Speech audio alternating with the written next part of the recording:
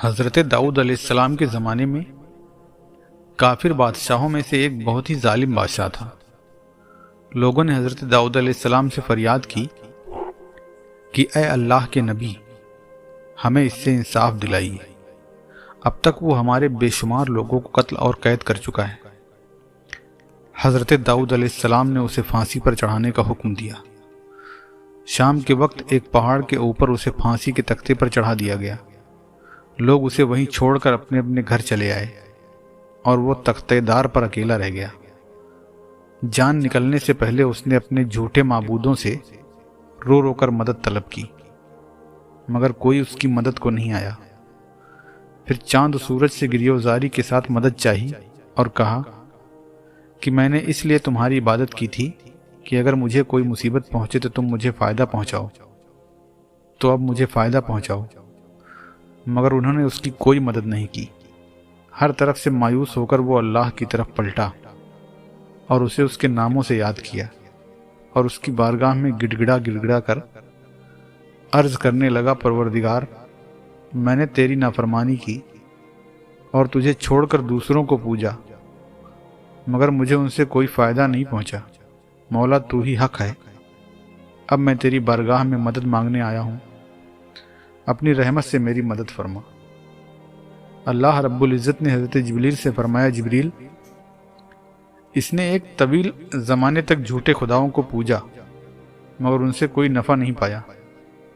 اب یہ میری بارگاہ میں گریہوزاری کر کے اس نے مجھ سے دعا کی ہے اور میں نے اس کی دعا قبول کر لی ہے، اور جب بھی کوئی مجبور مجھ سے دعا کرتا ہے تو میں اس کی دعا قبول کرتا ہوں۔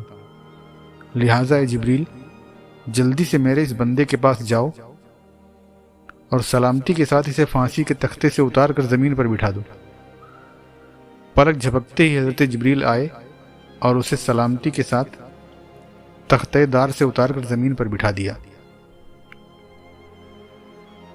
جب صبح ہوئی، لوگ حضرت داؤد علیہ السلام کی بارگاہ میں حاضر ہوئے اور عرض کی، سرکار، اب تو وہ مر چکا ہوگا، لہٰذا اجازت ہو تو ہم اسے پھانسی کے تختے سے اتار لائیں۔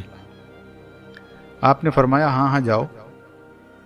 جب لوگ پہنچے تو اسے زمین پر زندہ اور صحیح سلامت دیکھا۔ انہوں نے فوراً حضرت داؤد علیہ السلام کو خبر دی۔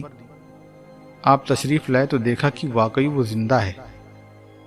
آپ نے اسی وقت 2 رکعت نماز ادا کی اور بارگاہ خداوندی میں عرض کیا، مولا، یہ کیا عجیب و غریب بات میں دیکھ رہا ہوں، پروردگار تو ہی اس راز سے پردہ اٹھا سکتا ہے۔